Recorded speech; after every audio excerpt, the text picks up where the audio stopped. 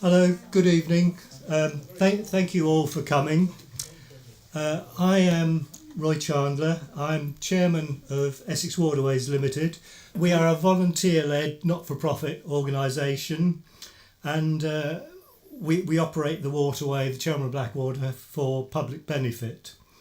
This evening is brought to you by Chelmsford Canal and Rivers Link Group, which consists of the Chelmsford Civic Society, Chelmsford Canal Trust, Chelmsford branch of the Inland Waterways Association and Essex Waterways Limited.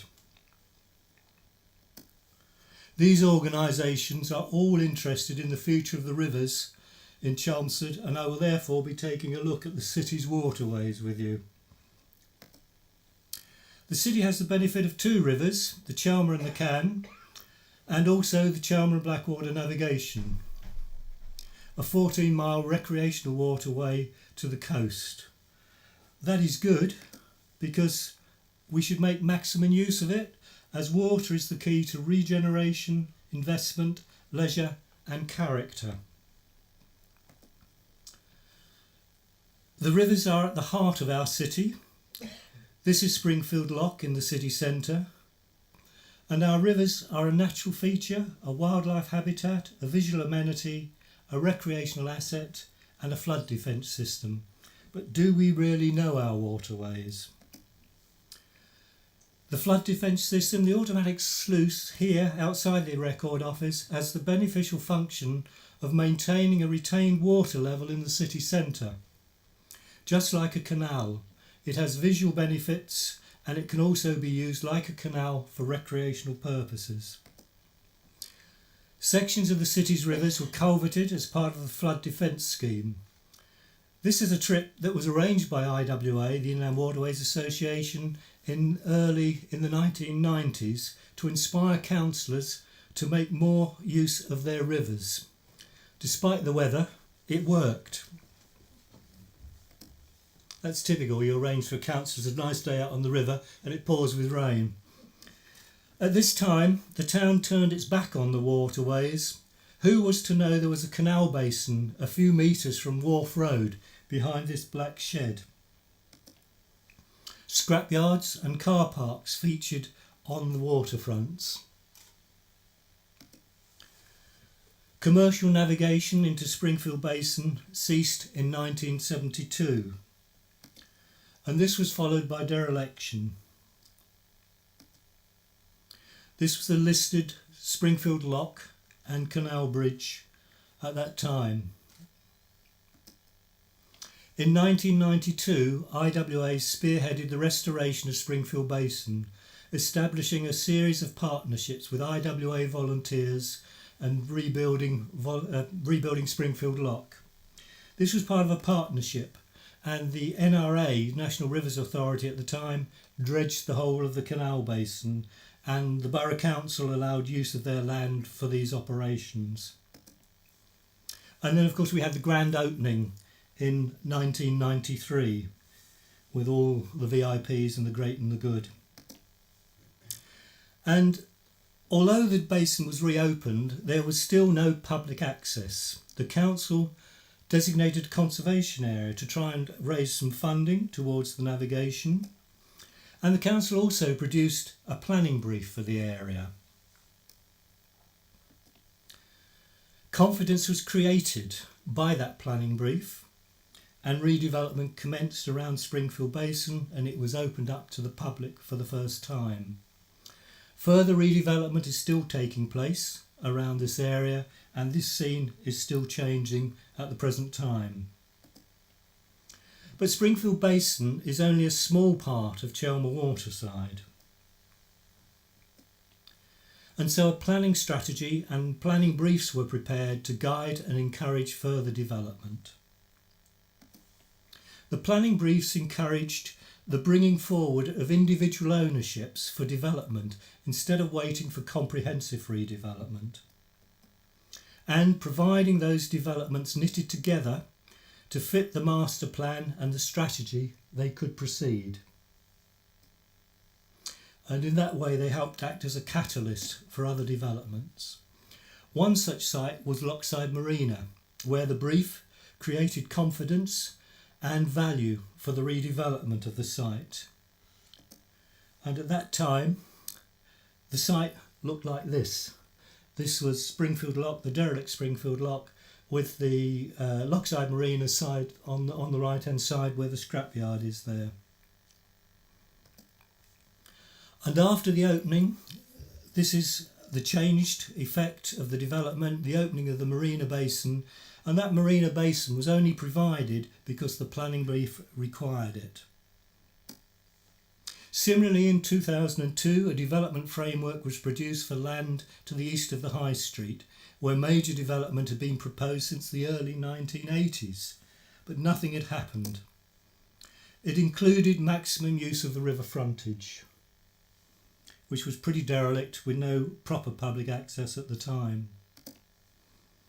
It was an area complicated by numerous land ownerships. The development framework created the confidence for land assembly and for redevelopment, and I'm pleased that the person responsible for that is here with us this evening. And it also encouraged a first phase of development to set the scene and to start using the water sides. And it set the scene for the final scheme, which is now under construction by Aquila. And the council's very pleased to announce that they have John Lewis coming into Chelmsford as part of that redevelopment. It was not long ago that this scene in Springfield Road was changed to this, and using the river frontages for leisure purposes and public spaces instead of car parks and backs of buildings. And on the Can, it changed to this with the Meadows redevelopment, but unfortunately the scheme included a low bridge. In spite of all the objections that were raised at the time, it was argued that people wouldn't be able to push laden shopping trolleys over a curved bridge. The supermarket didn't last long and moved on. The rivers create a pleasant scene in the city centre. Buildings complement the park and the river, both benefit, using the rivers. These scenes did not just happen. They were achieved by planning policies and by a proactive planning system supported by council members. Further opportunities were identified and development promoted and negotiated, such as the blank frontages here at the Meadows were seen as an opportunity to create activity and interest with new small shop units. And dead frontages, like this one onto the Can, the owners were encouraged to actually open them up and use them as open eating areas and extended space and active river frontage. Opportunities were seized. Here, the riverside front was used as an opportunity to create an outside eating area. These were all negotiated schemes. River trips were operated. They could again become a regular feature. But there are still difficulties that would be tackled by planning agreements to raise the bridges and improve our leisure use on the rivers. A popular floating restaurant operated. River events still take place regularly and create interest in the town centre. Unfortunately, we no longer have the annual raft race, but isn't the river much better when it's active and when it's used? The concrete channels were greened with planting. New development was designed to front the rivers.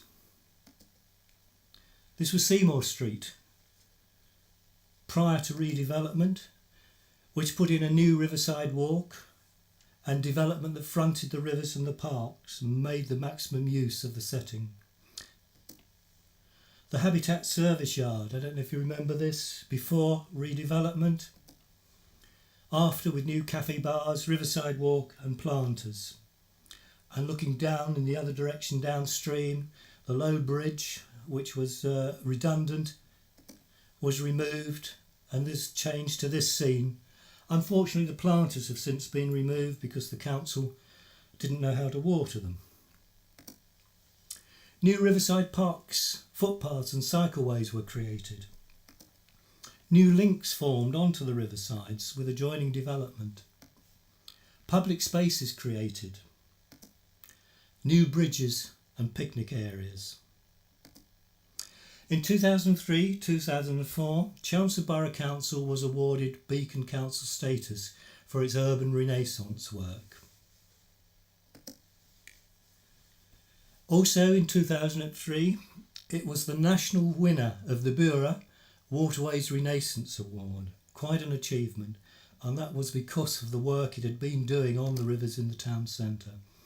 And here is a photograph of the Chief Exec actually with the award, not receiving it, but with the award, because the award ceremony was held at Madame Tussauds, and we couldn't miss the opportunity of a fun photo. So Chelmsford Waterways, what we want to do as a group is resurrect waterway interest. We want to see planning policies reinforced. We want to create partnership. We want to seize opportunities. We want to stop neglect of our waterways. We want to inspire you to use our waterways. There are opportunities still. Chelmsford Waterside, planning policies are in place for waterway improvements and a new public space with a canal cut. Water-based public space, could it look like this? Let's use the opportunity. If it's thought we can't afford it, let's look at ways of how we might achieve it, and I'll go on to some of those. Sandford Mill, policies are in place. Here again, for waterway related uses, a marina should be the focal point of these water areas. Reuse them for recreational purposes in conjunction with Sandford Mill. Let the mill become a public place. We need to inspire the council to actually take some action to get this scheme moving. It's been lying there like the gasworks site for years, unused. We're in a new canal age. If you look what's happening nationally, canals are receiving funding, they're receiving grant funding. Look at what other cities are doing. Look at examples from other authorities. Liverpool, who would have thought it possible to build a new canal cut in front of 3 famous Grade 1 listed buildings? I was quite amazed to see this had actually been achieved. Over, this is a new route for a canal around a land filling of the old line of the canal. It's been achieved even while the adjoining canal is derelict. It's a long-term programme, but if the will is there, if the planning policies are there, it can be done. Droitwich, a new length of canal to bypass the old route which had been built over. There are numerous other examples all around the country of the new age of canals, what is happening. Do not underestimate volunteers or partnerships. This is a waterway recovery group volunteer canal camp about to commence. This plant is all being used by volunteers. Building a new canal. Waterway Recovery Group is an IWA company. It is a sister company to Essex Waterways. It provides volunteers for projects throughout the country, and they're busy throughout the summer period. They're visiting the Chelmsford and Blackwater next week to carry out a week's worth of work for us. This is San Antonio. Here they diverted the flood-prone river away from the centre of the town to allow it to be turned into a tourist attraction. Something to think about. Thank you all very much.